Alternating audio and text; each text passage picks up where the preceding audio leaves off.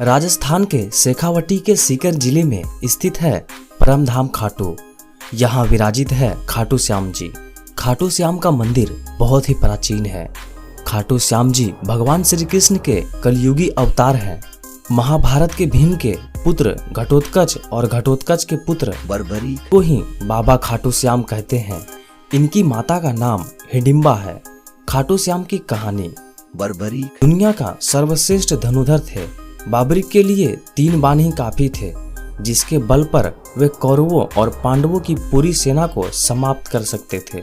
युद्ध के मैदान में बर्बरी दोनों खेमों के मध्य बिंदु एक पीपल के वृक्ष के नीचे खड़े हो गए और यह घोषणा कर डाली कि मैं उस पक्ष की तरफ से लड़ूंगा जो हार रहा होगा। बर्बरी घोषणा से कृष्ण चिंतित हो गए।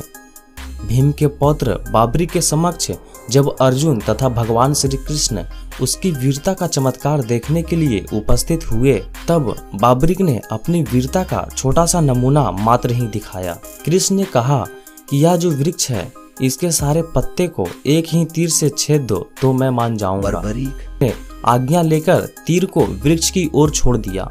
जब तीर एक एक करके सारे पत्तों को छेदता जा रहा था, उसी दौरान एक पत्ता टूटकर नीचे गिर पड़ा। कृष्ण ने उस पत्ते पर यह सोचकर पैर रखकर उसे छुपा लिया कि यह छेद होने से बच जाएगा, लेकिन सभी पत्तों को छेदता हुआ वह तीर कृष्ण के पैरों के पास आकर रुक गया। तब बाबरी ने कहा कि प्रभु, आपके पैर के नीचे एक पत्ता दबा है, कृपया पैर हटा लीजिए, क्योंकि मैंने तीर को सिर्फ पत्ते को छेदने की आज्ञा दे रखी है, आपके पैर को छेदने की नहीं। उसके इस चमत्कार को देखकर कृष्ण चिंतित हो गए। भगवान श्री कृष्ण यह बात जानते थे। बर्बरी प्रतिज्ञावश हारने वाले का साथ देगा।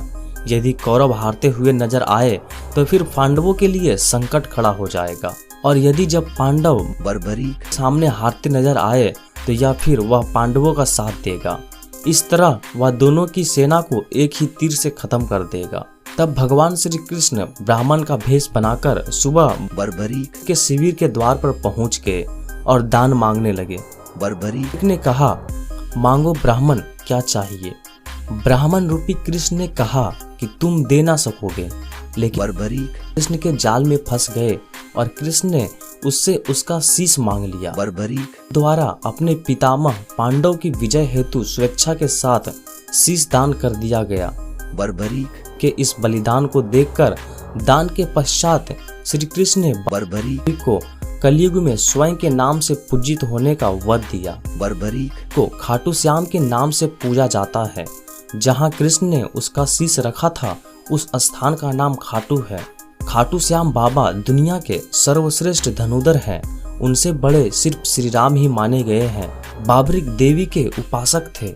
देवी के वरदान से उसे 3 दिव्य बाण मिले थे, जो अपने लक्ष्य को भेदकर वापस उनके पास आ जाते थे।